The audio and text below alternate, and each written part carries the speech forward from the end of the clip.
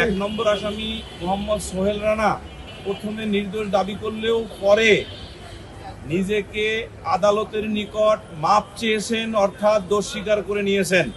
কারণ ডলার একটি দেশের মুদ্রা এবং অনেক দেশে এটা চলে। সম্প্রতি জোরপূর্বক ধর্ষণ করার আলামত ভিকটিম রামিসা আক্তারের দেহে পাওয়া গেছে এবং তার মাথা কাটা এবং অন্যান্য ইনজুরির কারণে এবং এই ধর্ষণের কারণে পরবর্তীতে তার মাথা কাটা হলো, সামগ্রিকভাবে তার মৃত্যুর জন্য এটাই কারণ। এইটা বলার পর মাননীয় ট্রাইব্যুনাল এই ইনক্রিমিনেটিং এভিডেন্সগুলো পড়ে শোনানোর পর আসামিদ্বয়ের নিকট আলাদা আলাদাভাবে জানতে চেয়েছেন যে এই বিষয়ে আপনাদের বক্তব্য কি।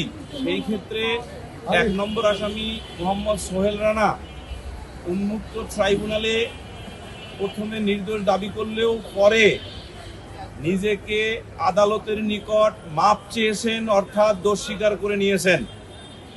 আর দ্বিতীয় স্বপ্না খাতুন যে আসামি, উনি স্বাভাবিকভাবে আসামিগণ যেভাবে নির্দোষ দাবি করেন উনিও সেই নির্দোষ দাবি করেছেন।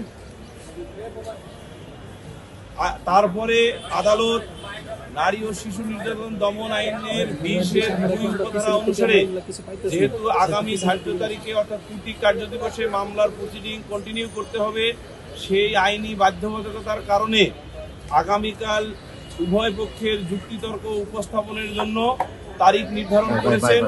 আর আদালতে আসামিদ্বয় কিংবা সরকার কর্তৃক নিয়োজিত আসামির স্টেট ডিফেন্স লয়ারের পক্ষ থেকে অথবা তাদের মুখ থেকে সাফাই সাক্ষী প্রদান করা হবে এই মর্মে কোনো বক্তব্য দেয়া হয় নাই। প্রথমে এক নম্বর আসামি মোহাম্মদ সোহেল রানা বলেছেন যে আমি নির্দোষ, তারপরে উনি বলেছেন আমি দোষী, আমি মাপ চাই। এর সাথে আরেকজনের নাম বলেছেন ডলার। কিন্তু আমরা আগেই বলেছি যে রেকর্ড বহির্ভূত কোনো ব্যক্তির নাম যদি কোনো আসামি বলেন সেইটা আসলে আদালতের প্রসিডিংয়ে বিবেচনাযোগ্য বিষয় না। কারণ যদি তিনি 164 ধারার অধীনে দোষ স্বীকার করার সময় ম্যাজিস্ট্রেটের নিকট বলতেন এই নামটি, তাহলে সংশ্লিষ্ট তদন্তকারী কর্মকর্তা এই যে ম্যাজিস্ট্রেট কর্তৃক রেকর্ডকৃত 164 এর কপির যে ফটোকপি উনি পেয়ে তদন্তের সময় পর্যালোচনা করেছেন, সেই সময় তিনি ব্যবস্থা নিতে পারতেন।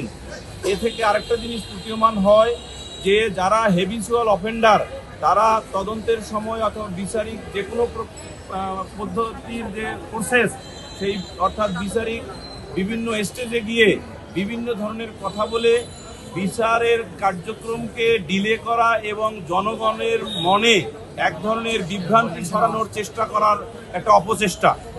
ম্যাজিস্ট্রেটের নিকট 164 ধারায় জবানবন্দি দেওয়ার সময় অর্থাৎ দোষ স্বীকারের সময় এই নামটি বলেননি। এই ডলার নামটি ব্যক্তি কিনা সেটাও তো আগে যাচাই করতে হবে, কারণ ডলার একটি দেশের মুদ্রা এবং অনেক দেশে এটা চলে। কার নাম কি সমাচার ডিটেলস বলতে হয় 164-এ। এই 164-এ যখন ডিটেলস বলবে একটা ব্যক্তি এবং তার ব্যক্তির ঠিকানা সম্পর্কে, তখন আইও পুলিশ রেগুলেশনের 283 রেগুলেশন অনুসারে এই ব্যক্তি সম্পর্কে তদন্ত করে সিদ্ধান্ত নিতে পারেন। যেহেতু ম্যাজিস্ট্রেট কর্তৃক রেকর্ডকৃত বিধিবদ্ধভাবে এবং আইন অনুযায়ীভাবে রেকর্ডকৃত 164 অর্থাৎ কনফেশনে, আসামির কনফেশনে এই ধরনের শব্দ নাই। আমি এটা নামও বলবো না, কারণ এটা একটা মুদ্রার নাম। এই নামটি বা এই শব্দটি, নামটি বলতে মুদ্রার নাম, অনেক ক্ষেত্রে ব্যক্তির নামও হতে পারে, বাট আমরা এখানে আইনের ভাষায় বলবো একটি শব্দ। সেই শব্দটি যেহেতু 164-এ নাই,